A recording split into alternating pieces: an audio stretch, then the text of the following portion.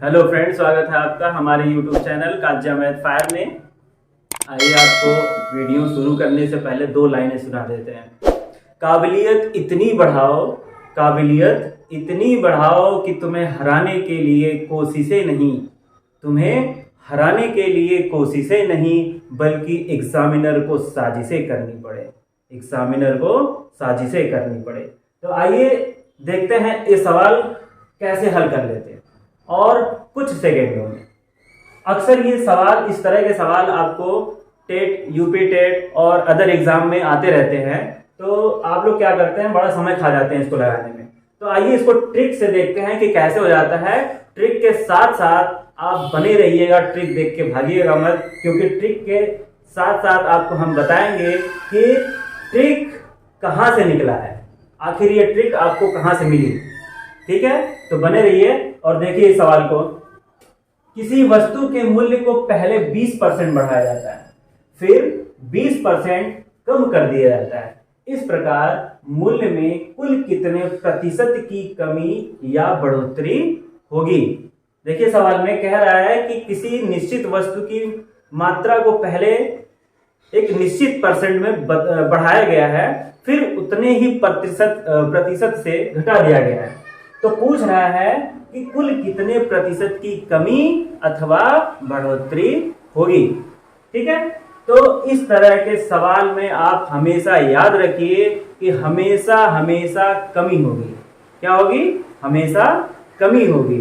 तो कमी कितने की होगी, बस सवाल लिखेंगे और आपको उत्तर मिल जाएगा। देखिए 20% बढ़ा है, फिर 20% घट गया, तो इसका आंसर हो गया, इसका 2 उठाइए, इसका 2 उठाइए, 2 गुणे 2 बराबर 4%। चलिए अब इससे तेज आपको कोई ट्रिक नहीं मिल पाएगा। कुछ नहीं, यहाँ देखिए 2 दूनी 4% आंसर है इसका। ठीक है, अब ये कैसे आएगा, बिना देखे पूरा वीडियो जाइएगा मत, नहीं समझ में नहीं आएगा ये कहाँ से आया। चलिए ठीक है, अगला सवाल देखते हैं। तो देखिए ये सवाल आपके लिए फिर से है, आंसर दीजिए, तुरंत आंसर दीजिए। कितना आएगा, कितना आएगा? देखिए किसी व्यक्ति की मजदूरी 50% घट गई, फिर घटी हुई मजदूरी 50% से बढ़ गई, तो व्यक्ति की मजदूरी में कितने प्रतिशत की कमी या वृद्धि होगी। तो कमी या वृद्धि दोनों पूछ रहा है आपसे।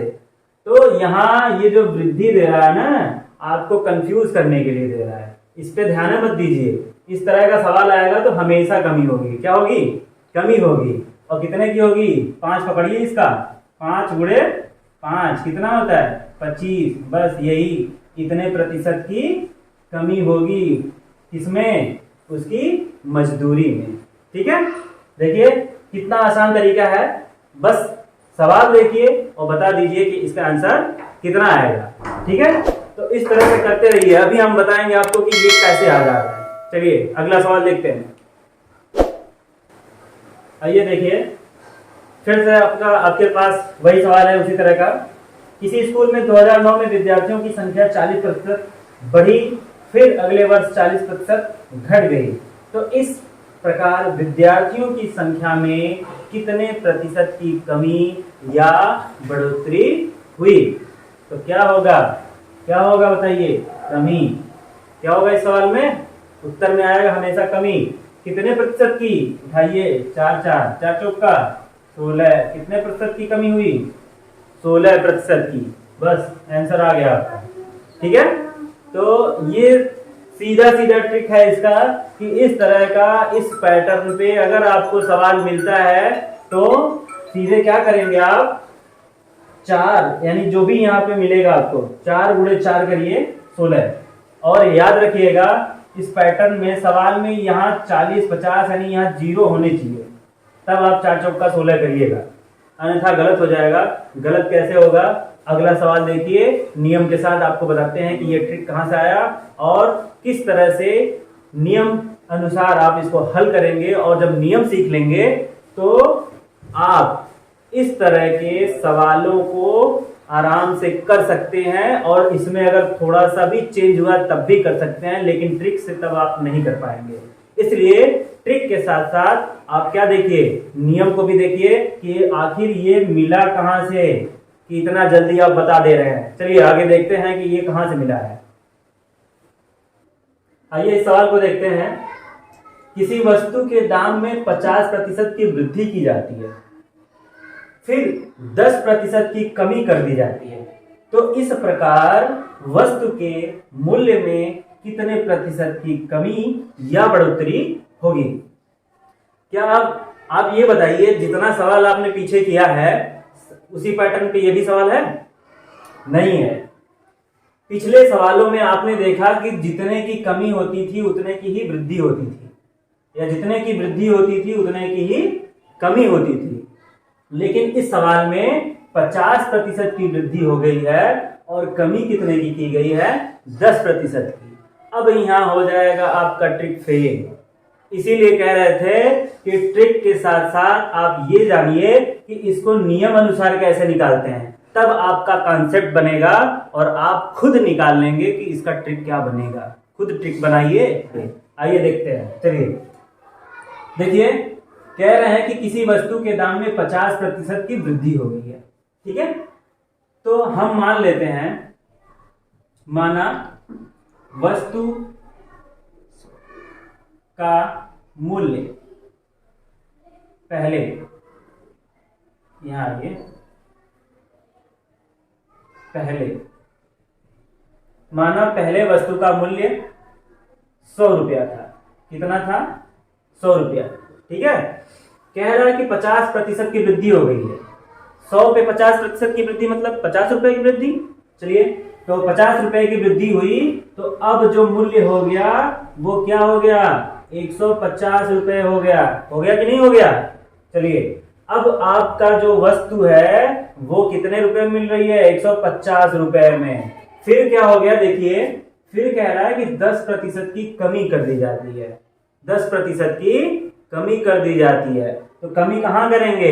ये तो आपका बढ़ा हुआ दाम ये है ना, 150 रुपए। जब 150 रुपए हो गया तो यहीं से कम होगा। चलिए, तो यहीं से कम होगा, तो 150 रुपए का 10% कम हो गया। अपने आप में हर कोई 100% के बराबर होता है, ये पिछले वीडियो में भी हमने बता रखा है। तो अब ये 150 100% के बराबर है। कह रहा है 10% की कमी कर दी जाती है मूल्य में। तो अगर 10% की कमी कर दी जाएगी तो कितना परसेंट बचेगा? कितना बचेगा बताइए? 90%। चलिए, 90% का मतलब 90/100, यही ना? तो 90/100 जब इसको हल करेंगे, 1 0 इसका इसके कट जाएगा और 1 0 इसका इससे कट जाएगा, तो कितना आ गया? 15×9 = 135। कितना हो गया? 15×9 = 135। अब पूछ रहा है, तो इस प्रकार वस्तु के मूल्य में कितने प्रतिशत की कमी या बढ़ोतरी होगी? एक बार बढ़ाने पे 50%, एक बार 10% घटाने पे। तो अब ये बताइए कि शुरू में आपको कितने रुपए का मिला था? 100 रुपए का। अब कितने रुपए का हो गया है टोटल का? 50% बढ़ाने और 10% घटाने के बाद आपको फाइनल कितने में मिला? 135 रुपए का हो गया है उस वस्तु का दाम। तो ये बताइए, पहले 100 था, अब 135 है, तो क्या कमी है इसमें? है कमी? नहीं है। नहीं है तो आप यहां अगर कहें कि सर ने बताया था कि हमेशा कमी होता है, इसलिए कहते हैं ना कि ट्रिक वहीं लगता है जहां सेम पैटर्न हो। तो सेम पैटर्न का क्वेश्चन रहेगा तभी वो ट्रिक लगेगा, वरना आपको नियम से जाना पड़ेगा। तो नियम क्या है? अब देखिए यहाँ पे कितने की बढ़ोतरी हुई है बताइए। पहले कितना था? 100 था। अब कितने का मिल रहा है? 50% बढ़ने और 10% घटने पर 135 का मिल रहा है। बढ़ा कितना है? 35 रुपया। कितना बढ़ा है? 35 रुपया। कै रुपए में टोटल देख लीजिए। पहले बताया था हमने कि जिसका भी परसेंट निकालना होता है आप उसको ऊपर रखेंगे। तो प्रतिशत किसका निकालना है? कमी या बढ़ोतरी का। यही पूछ रहा सवाल में आपसे कि कितने प्रतिशत की कमी या बढ़ोतरी हुई। तो कमी या बढ़ोतरी नहीं, यहाँ पे क्या हो गई है? सीधा सीधा बढ़ोतरी हो गई। तो इस बढ़ोतरी का परसेंट निकालना है, तो बढ़ोतरी है आपका 35 रुपया। ये किसके सापेक्ष पूछ रहा है? इस प्रकार वस्तु के मूल्य में कितने प्रतिशत की वृद्धि या कमी हो गई, यानी जो पहले था उसके सापेक्ष पूछ रहा है आपसे। तो उसके सापेक्ष यानी कितना था? पहले 100 रुपया था, इसी के सापेक्ष आपसे पूछ रहा है। तो 35 रुपए का प्रतिशत पूछ रहा है, 100 के सापेक्ष गुणे क्या कर देंगे? 100 कर देंगे तो आपको प्रतिशत प्राप्त हो जाएगा। चलिए 100 से कैंसिल, तो कितना हो गया? 35%। कितना हो गया? 35%। तो समझ गए, अगर आप यहाँ पे ट्रिक यूज करते तो क्या हो जाता बताइए, 5 एकन्नम 5, आप कह के चले जाते कि 5% की कमी होगी, तो आपका सवाल हो जाता गलत, हो जाता ना। इसीलिए कहते हैं भैया कि नियम के साथ साथ ट्रिक को पकड़िए, पहले नियम देखिए, इसके बाद जब आपका कॉन्सेप्ट बन जाएगा तो आप खुद उसमें से कैलकुलेशन को अलग कर देंगे, जो मेन है उसी को पकड़ लेंगे। आइए पिछले क्वेश्चन पे चलते हैं जहां हमने ट्रिक यूज किया था, देखते हैं कि उसको कैसे नियम से अगर करें तो कहां से हमने उसको निकाला था। आइए वहां देखते हैं। देखिए हमारा ये पुराना पहला वाला सवाल था कि किसी वस्तु के मूल्य में पहले 20% बढ़ाया जाता है, फिर 20% कम कर दिया जाता है, इस प्रकार वस्तु के मूल्य में कुल कितने प्रतिशत की कमी या बढ़ोतरी हुई है। यहाँ आपसे देखिए जितने प्रतिशत बढ़ाया है ठीक उतने ही प्रतिशत कम कर दिया था, इसलिए हमने कहा था कि हमेशा इस तरह के सवाल में क्या करेंगे आप, कमी करेंगे। और कितने कमी करेंगे, तो सीधा मैंने बताया था 2 दूनी 4 की कमी करेंगे। तो आइए देखते हैं कि ये मिला कहां से हमको। देखिए तो मान लेते हैं, माना पहले वस्तु की कीमत कितना थी, 100 रुपया थी, 100 रुपया, ठीक है। अब कह रहा है कि 20% बढ़ाया जाता है, तो जब अब क्या हो गया है, वस्तु का जब जो दाम है वो 20% से बढ़ गया तो कितना हो जाएगा, 120 रुपया हो जाएगा, होगा कि नहीं होगा।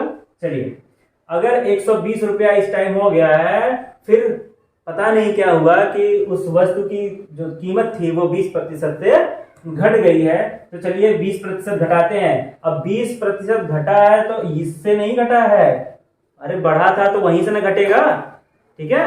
चलिए तो 120 था, अब यहां से फिर घट गया, कितना घट गया है, 20%। तो ये 120 क्या है, अपने आप में 100% है ना, तो इसमें से कुछ ले और दे नहीं रहे तब तक ये 100% है। तो इसका मतलब ये है कि 120 रुपया को 20% कम कर देंगे तो कितना बचेगा, ये 80%। तो ये 80% के बराबर बचेगा ना, तो 80% निकालिए, देखिए कितना होता है 80%, 20% कम हुआ तो 80% बचा है, यही 80% निकालना है। तो 80% निकालेंगे तो 120 गुणे 80% मतलब होता है बटे 100। काट लीजिए, 0 0 से 0 0 से कितना आया, 12 अट्ठे 96 आया ना, 96।